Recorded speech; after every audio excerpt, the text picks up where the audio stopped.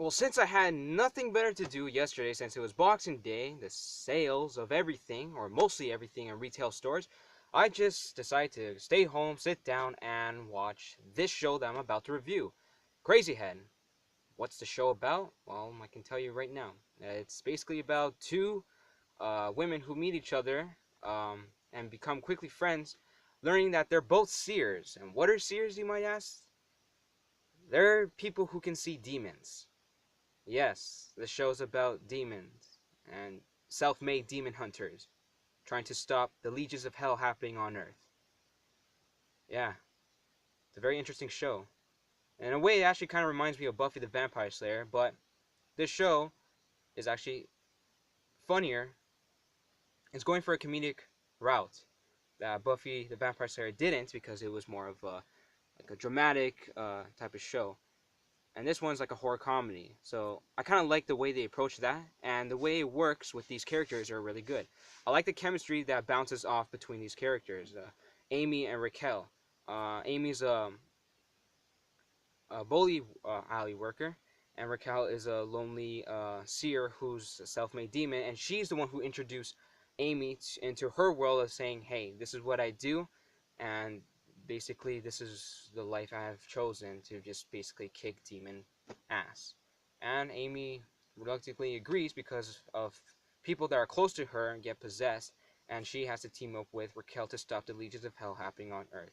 So that's literally what Crazyhead is about. My thoughts of it, the first spot, when that first scene popped up, I was like, what the hell am I watching? Because literally, okay, let me tell you what the first scene was. The first scene was basically about these two ladies performing an exorcism on Amy's best friend, one of the main character, and she basically had to do an exorcism on her best friend because she was possessed by a demon. And from this show, it's not like any other exorcism where you need holy water, a crucifix, just splashing on her. No, actually, it's not. This show takes an interesting route, and it basically says for you to urinate on them. And yeah, your reaction may be like, what the hell? You have to urinate on them? Well, yeah, that was basically my first reaction. But in the way, my reaction, even though I was a bit disgusted, I was like, why the hell do you have to urinate them? It just intrigued me more to watch how ridiculous the premise was to this show. Like, it was actually genuinely entertaining to watch, and I liked the chemistry between the characters that bounces off. The only criticism I have to give sometimes, it is supposed to be a horror comedy show, and it's not 100% funny, but it does have humor in there. I wish it was a bit more. I wish I had more humor than what I initially thought by just watching the trailer. The trailer made it look like it was going to be this laugh out loud thing between these two women and their friends, stopping hell from literally happening on Earth. But it just took a. It was weird the way the humor worked. Like sometimes it would be very serious, and then afterwards you would have the drama be right there, the comic relief characters, you know. And one of them I really enjoyed was yeah, Amy and Raquel are one of the best characters I've seen bounce off each other with their chemistry. I know I keep talking about that, but it's true because that's what I like about this series. Amy's best friend and work colleague in the bowling alley, Jake. Oh my goodness, I like Jake. He's very, he's rude. He's sometimes, I wouldn't, well, maybe selfish in a way. I'm not sure if selfish all the way, but he does have a good heart.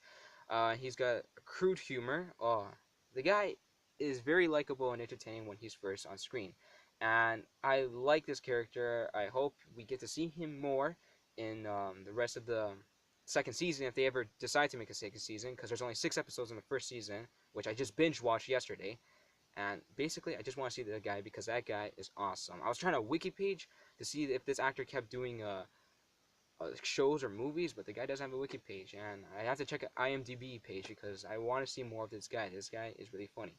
Oh, and by the way, I'm not sure if I mentioned it already, but this show is not an American television series on Netflix. It's actually a British show. So obviously the humor there is going to be different from American comedy, like humor, and British humor. There's a bit differences in there, and I know the differences in the British humor and American humor that we've grown to see on the television. Because some people may not get the British humor, but sometimes I do, but sometimes I don't. Like sometimes they may say something, and I'll be like, is that supposed to be funny or is that supposed to be cringy? An example would be The Office between the U.S. and the UK. UK humor from the Office was a bit cringy for my taste, and I personally did not like it, but I respect it for what it was and what it was trying to do and be. And obviously, we got the U.S. remake for that, but this is not about The Office. I keep rambling on, and I'm very sorry. This review was supposed to be about Netflix original, Crazyhead. So yeah, I liked it. Supporting characters need to kind of be a little bit more involved. Like I felt like the supporting characters were there just for the necessary, like they were just there for the plot, like plot reasons. You know what? I think you know what I'm trying to get at. Like the plot reasons for that. Like, oh, this character is in trouble. Let's bring in the supporting character over there, and then we'll shove the main character over there, and we'll get a conflict, and they'll be resolved. And it's a little bit of a mix up, you know. Like I kind of wish they kind of balanced it in a way, not just kind of make it kind of flop around all over the place. Supporting characters I only liked was Jake, which is Amy's work colleague and best friend. And that guy is just obviously awesome. The rest of the supporting characters I did not really like, and sometimes I just wish that the supporting characters were more involved. Now let's talk about the villain. The villain is named Callum, or Callum. Callum. Let's just go with Callum. Like I don't know the actor who plays him, but I've seen him in the movie Underworld. I'm not sure which Underworld. I think it was the second one, third one. But either way, he plays as a good villain in this series. I like him. He's supposed to be this very overpowered demon who wants to um, unleash hell literally on Earth, and they need something from these two girls, the main characters, and obviously they're trying to stop it from happening. So that was the entire series. I watched it. 6 episodes are only 40 to 45 minutes long. They're not that long. I binge watched it all yesterday, and okay, actually 5 of them yesterday, and the sixth one I just finished literally not too long ago, and that's why I want to talk about the series with you. So give it a shot if you're interested in watching other than American television series or anything. Like you can watch foreign, you know. It's not a big deal if you watch one of those things. Like 2, 3 weeks ago, I watched The Raid. The Raid was awesome. I loved it. And it's now literally on my list of best action movies I've ever seen because it's realistic and something that Hollywood needs to kind of, I guess, look into because that's how action movies are done. Crazy Head is one of those good series that I like. Humor needs to be a little bit. They need to fix a little bit of the humor. I did kind of like it, but sometimes I didn't laugh a lot like I thought I was going to. I was misled by the trailer that I watched, saying, "Oh, this is gonna be so funny," and yeah. But I'm not sure how you felt if you guys watched it or did not watch it. I'm not saying it's a totally bad series. I'm not saying it's an okay series. It's a good series, but it's not a great series. Like it's not so worthy of a 5 stars on Netflix. If I were to give it a rating on Netflix, I would probably give it a 4 out of 5 stars. It is a generally fun series to watch. You can definitely watch it with your friends if you want. I'm a newcomer to the series, so it was originally released October of this year, and I just started watching this yesterday, and I literally finished the first season. And I hope they make a second season, because I've heard that the creator of this show also made another show, a UK show called Misfits, and I've also heard a lot of good praise about that show, and that also made me want to watch Crazy Head. Besides it being recommended to me and put it on my list on Netflix, so I checked it out and I watched all of it. First scene, um, obviously intrigued me to watch it, and then after it started getting good, better and better. But okay, there's also one thing that I did also not like about the series. Even though it's supposed to be a horror comedy, you don't need to put the jump scares. Sometimes there will be silent moments like girl looks this way, then she looks that way, then after she looks down, mirror, close it down. Oh my god, jump scare right there with all loud music. You kind of need to tone that down. Jump scares are getting very repetitive. It's not scary at all because they're very predictable, and sometimes this show does it. Well, I don't even know if I should say sometimes, because sometimes I should really stop saying sometimes, because this show often does it. It often does the jump scare approach, which kind of needed to just stop with the jump scares. For the second season, I hope they improve on that very a lot. I hope they improve that a lot because it gets very repetitive and very predictable, and it's supposed to be a horror comedy. Get some of the horror elements right. You got the comedy elements right. Get the horror comedies right. So I know this has been a little bit rambling.